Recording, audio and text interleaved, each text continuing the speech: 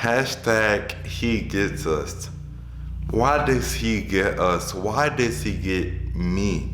You may have questions about the he gets us campaign, and you may have questions about why Jesus is so important, or you may be asking, who is Jesus?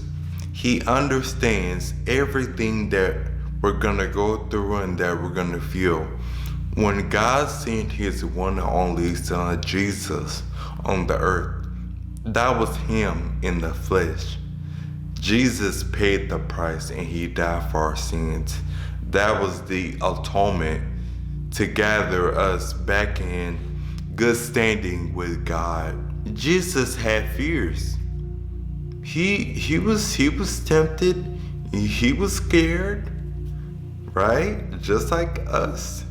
He was a man, but he had this divinity, and he just knew what the mission was, and he knew that by him doing what he did, that was gonna get us back in right standing.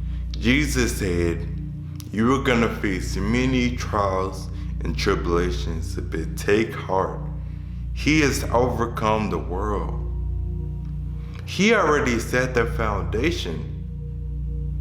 All we're doing is walking in those same footsteps. The footsteps, the prints that's already been on the ground, we're just stepping right into it. And it feels really good to know that he cares. To know that you are deeply loved.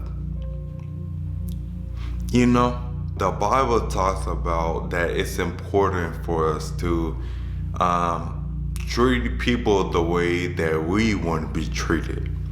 That's the golden rule, right? And Jesus set the example. He accepted the person, but he didn't accept the sin. So there's people around you who may think differently than you do, who maybe in the LGBT community, for example, or trans, or people who have different beliefs than you do. Never treat that person less than. Always accept the person, because at the end of the day, people are gonna remember how you made them feel, not what you did. And if you make anyone feel threatened or afraid or unaccepted, they're gonna remember that for a long time. So when there's someone around you, think about what Jesus did. Accept the person, but don't accept the sin. Because I will say this, the more you do that, the more he can do a work in your life. He can use you and do a work in their life, and he can use them to get them closer and in right standing with God over time. It takes time to learn these things. But Jesus never ever wanted to come here and establish a religion. He wanted to establish a relationship with not just people who are saved, people who don't really know about the Lord. And also, I do want to say my third point. The Bible also says that it's easy to love those who are easy to love. But the people who are the hardest to love, that's what Jesus really wants. He wants us to go out there and love the people who really need to be loved. Because some of these people who are lost, they need you. They need you because Jesus, oh yes, Jesus is gonna use you as an example. He's gonna use you as a vessel. He's gonna use you to help people to know him. Jesus said, it's not just the healthy who needs help, it's the sick. And that's not physically sick, but that's just saying that people who may be healthy in the spirit, they know these things, but people who may be sick in spirit, sick spiritually, may need more and may need extra love. So I just wanted to keep this short. You got a little something on your chin there. I got you.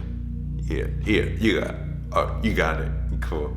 But I just wanted to come by really quick and get this message for 3 points. So never forget, He set the foundation.